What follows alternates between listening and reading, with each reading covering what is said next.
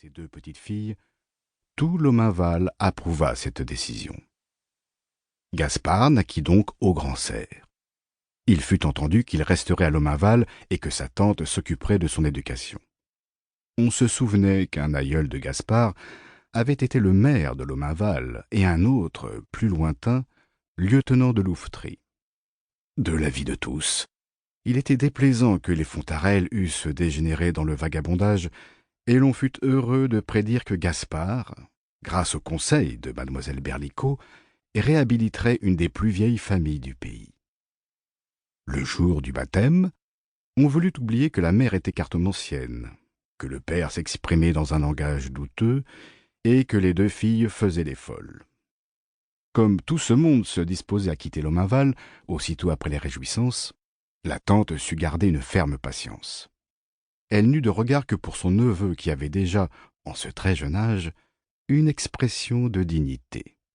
« Pourvu que les parents soient loin, nous n'aurons rien à craindre », disait sur un ton tranchant Gabrielle Berlicot. Cependant, en ce jour, survint une première aventure mémorable, à laquelle on aurait eu tort de ne pas attribuer d'importance, comme le montrera la suite de cette histoire. Dans l'après-midi, alors que les invités terminaient le repas de fête, au milieu de la grande salle de l'auberge, la tante alla prendre Gaspard dans son berceau pour le faire participer au toast que l'on portait en son honneur. « Non, ma sœur !» s'écria-t-elle, devançant madame Fontarel, la maman. « Non, ma sœur, ce n'est pas à vous, mais à moi de présenter ce garçon à la compagnie qui forme aujourd'hui des vœux pour son avenir. Ne suis-je aussi sa marraine ?» Sur ces entrefaites, Gabrielle Berlicot remarqua qu'il manquait 2 épingles dans l'ajustement du bébé. Pour éviter de laisser l'enfant à la mère, tandis qu'elle se mettait en quête d'épingles au fond d'un tiroir, elle posa Gaspard sur le plateau d'une vaste balance qui ornait le buffet. Sur l'autre plateau, il y avait un chat. Gaspard était d'un poids raisonnable. La balance pencha en sa faveur avec brusquerie, de telle façon que le chat, surpris, sembla projeté hors du plateau qu'il occupait et s'élança vers le haut du vaisselier.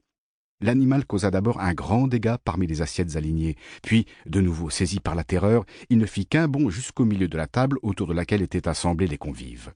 Il semblait que la panique du chat se communiquait à tous, et personne n'osa se saisir de l'animal qui, toute griffe dehors, sautait à travers la table, renversant l'huilier et des bouteilles de vin. Enfin, il s'agrippa au corsage de la femme du notaire et lui laboura le visage. Le notaire et son voisin, le conseiller Perrin, qui s'efforcèrent de la délivrer, eurent eux-mêmes les mains cruellement déchirées. La bête se sauva par la fenêtre, tandis que Gabrielle Berlicot apportait des linges pour panser les convives. Le désarroi passé, la compagnie se tourna vers Gaspard, qui demeurait paisiblement couché en travers du plateau de la balance. Gaspard n'était nullement responsable. Toutefois, comme on devait le répéter souvent, s'il n'avait pas été là, rien ne serait arrivé. On ne pouvait considérer le visage déchiré de la notéresse sans y voir la marque d'une fatalité dont Gaspard semblait s'être fait complice.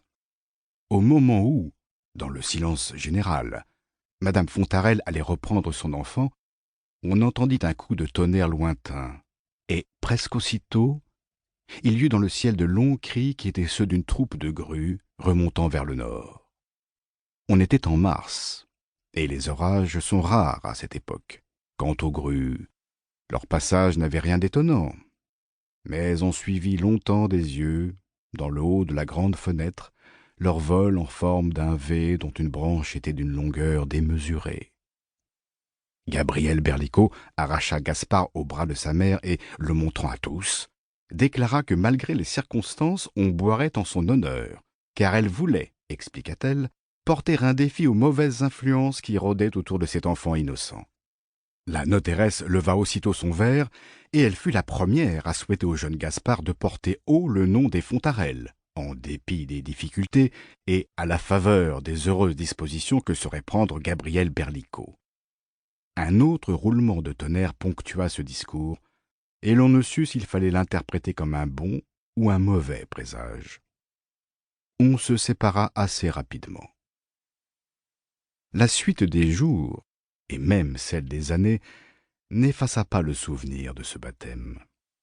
Cependant, jusqu'à ce que Gaspard fût en âge d'aller à l'école, Pour continuer à écouter ce livre audio gratuitement, cliquez sur le lien dans la description et vous pourrez l'écouter en entier sans frais grâce à l'essai de 30 jours d'Audible.